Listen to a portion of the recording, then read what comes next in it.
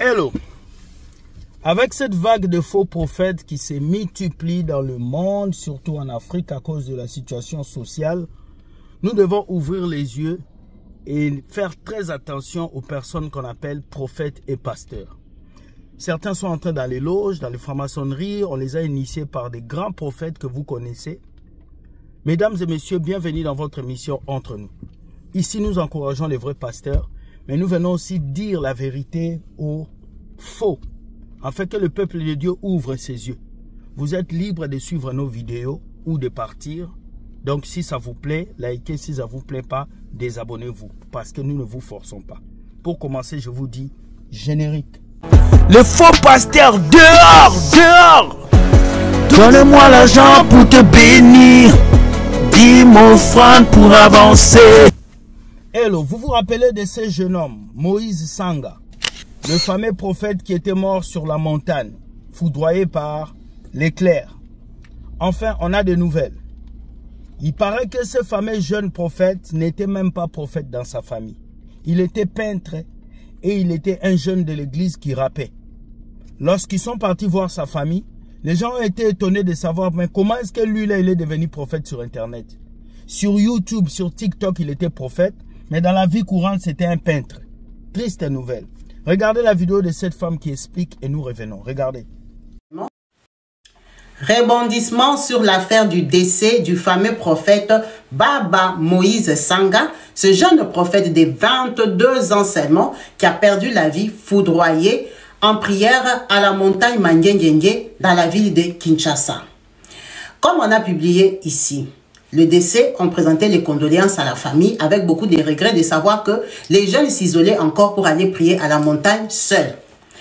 Alors, les télévisions sont descendues à domicile pour savoir qu'est-ce qui s'est passé dans la famille du prophète Moïse Sanga, qui est le responsable pasteur de Cité des Aigles. Son église s'appelle Cité des Aigles.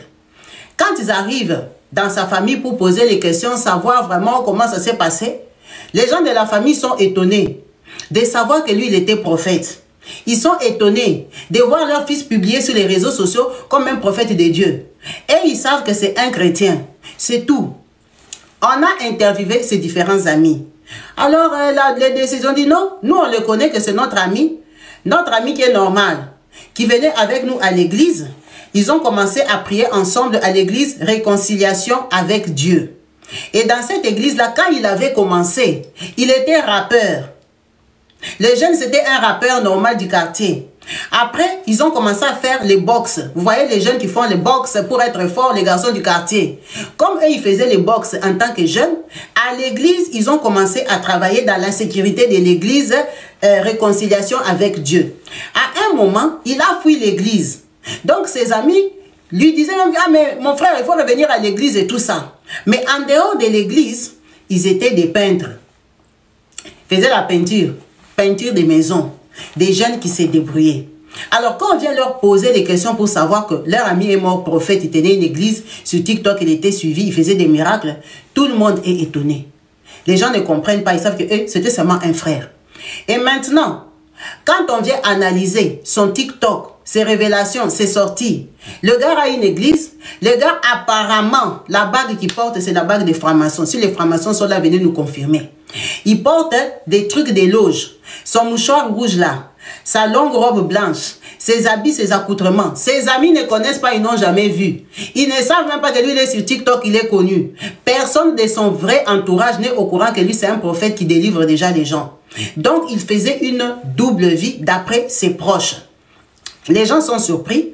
On a dit qu'il adhérait déjà ou appartenait déjà à une secte. Parce qu'il voulait que ses prophéties, son message soit accompagné des miracles. Donc c'est ça la sale histoire qui se raconte après son décès. Alors il y en a qui disent que la foudre c'était naturel parce que quand il pleut, que tu es sous un arbre en hauteur, tu peux être foudroyé. Il y en a qui disent que ce sont les réclamations du monde des ténèbres parce qu'il est parti adhérer dans une secte dans laquelle il a échoué l'exercice peut-être des transmissions, d'être maintenant puissant. Laissez en commentaire ce que vous pensez de cette histoire. Ok, cette femme a dit beaucoup de choses. Tous ces jeunes-là que vous voyez qui se précipitent dans le ministère en voulant devenir pasteur, prophète, pour ne rien du tout.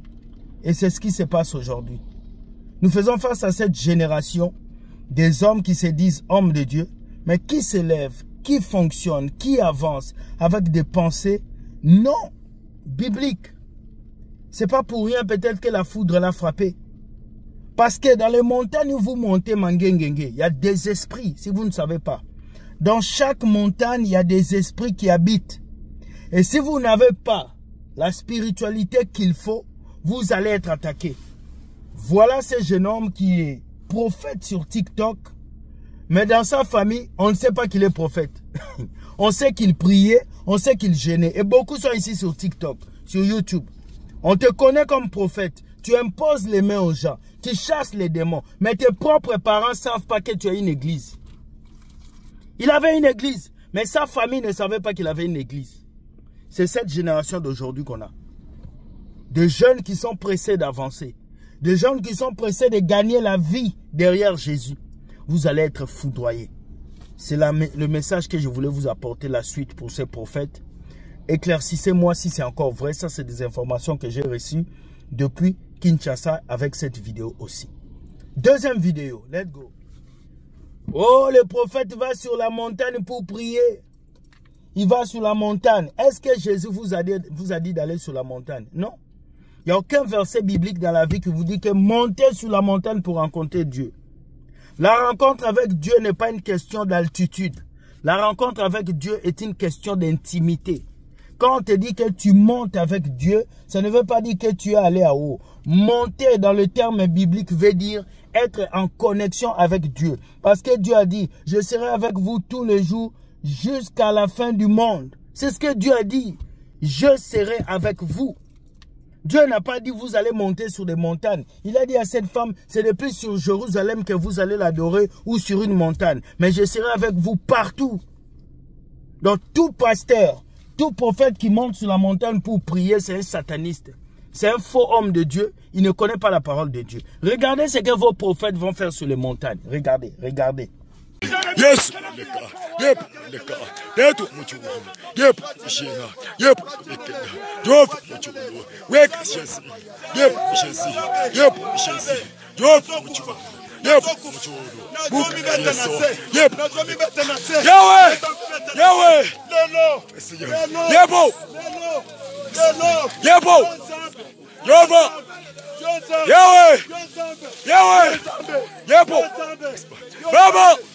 Voilà, vous avez vu, non? Ils vont pour sauter, ils vont pour bouger et le pays est toujours pauvre. Ils vont sauter sur les montagnes, mais le peuple meurt de faim. Ils vont sauter sur les montagnes, mais les pays ne vont pas bien. Mais ici au Canada, je ne vois aucun prophète qui monte sur la montagne. Au contraire, sur les montagnes, là, ce sont les maisons des gens. Des bêtises comme ça, des inepties. Oh, envoie-moi l'argent. Je veux monter sur la montagne pour prier. Dieu est omniprésent. Que tu pries dans ta chambre, que tu pries même dans ta toilette, Dieu va t'écouter. Ce n'est pas une question d'altitude. C'est une question d'intimité avec Dieu. Triste réalité. La Bible dit, mon peuple meurt parce qu'il lui manque de la connaissance. C'est cette connaissance qu'on vous donne qui manque à ce peuple. Et voilà pourquoi vous êtes fâchés contre nous, parce qu'on vous dit des vérités. Tout prophète qui monte sur la montagne pour aller prier, c'est un fou, un malade, un ignorant. Un ignorant. Et ne les écoutez pas. Triste réalité. Troisième vidéo. Les prophètes à l'onction. Les prophètes à l'onction, il fait tomber les gens. Deux jeunes prophètes qui font des incantations pour avoir l'onction, pour avoir la puissance. La plupart des églises que vous voyez qui sont remplies, surtout en Afrique, ce n'est pas la main de Dieu. Oui, je vous dis que ce n'est pas la main de Dieu. C'est la main des démons. C'est la main des sirènes des eaux. Et beaucoup même sont sur YouTube là. Ils étaient youtubeurs, ils sont devenus prophètes à cause des sirènes des eaux. Donc vous allez voir cette vidéo, comment est-ce que ces prophètes sont en train d'invoquer les esprits. Regardez la vidéo. Puissance du royaume, soyez sous mon pied gauche et dans ma main droite. Gloire et éternité, prenez-moi par les deux épaules et dirigez-moi dans les voies de la victoire. Miséricorde et justice, soyez l'équilibre et la splendeur de ma vie. intelligence et sagesse couronnez-moi. Esprit de Malkout, conduisez-moi entre les deux colonnes sur lesquelles s'appuie tout l'édifice du temple. Ange de Netzach et de Yod, affermissez-moi sur la pierre Bina. Jésus dit, je ne les ai pas appelés, mais ils se sont fait appeler. Je ne les ai pas dit de prophétiser, mais ils ont prophétisé. La plupart des jeunes prophètes que vous voyez aujourd'hui, jeunes prophètes, ce sont des satanistes. 95%. Et je le dis, ceux qui sont sur YouTube, Facebook, surtout ceux qui sont sur TikTok, ce sont des satanistes. Je vous le dis. Un jeune de 22 ans qui a déjà une église de 4000 membres. Un jeune de 22 ans qui a déjà des maisons, de voitures, il a eu l'argent où? Nous, on travaille, on bosse. Ils se sont sacrifiés. Ils se sont donnés et ils ont donné leur vie au diable. Suivez Jésus. Ne suivez pas les faux prophètes. Suivez Jésus. Ne dépendez pas des faux prophètes. Sinon, vous allez aller en enfer avec eux. Le plus grand secret de mon ministère, c'est la grâce de Dieu. J'ai des amis qu'on a commencé le ministère ensemble. On prie ensemble. Mais aujourd'hui, la grâce que Dieu m'a faite, et ils n'ont pas eu ça. Okay. Donc, le plus grand secret d'abord de ma part, c'est la grâce. Deuxièmement, si je peux donner conseil aux jeunes serviteurs qui veulent devenir comme ou plus que moi, la première des choses, c'est que je leur demanderai, c'est la patience. La deuxième beaucoup de jeunes ne sont pas patients. Ils ne sont pas patients. Voilà pourquoi ils meurent vite. Vous ne constatez pas qu'il y a des jeunes serviteurs qui meurent vite. Vous ne constatez pas qu'il y a des jeunes serviteurs qui meurent vite. Vous ne constatez pas qu'il y a des jeunes serviteurs qui meurent vite. Et mort, pourquoi? Il y a d'autres qui meurent parce qu'ils veulent faire, comme moi j'ai eu beaucoup de messages là. Même si tu as plus de 4, c'est quelques la majorité sont des prophètes. Comment vous faites pour avoir la voyance? Comment vous faites? Ils pensent qu'il y a une école. Il y a une école pour la voyance. Alors que ce sont des étapes. Hein. Ce sont des étapes.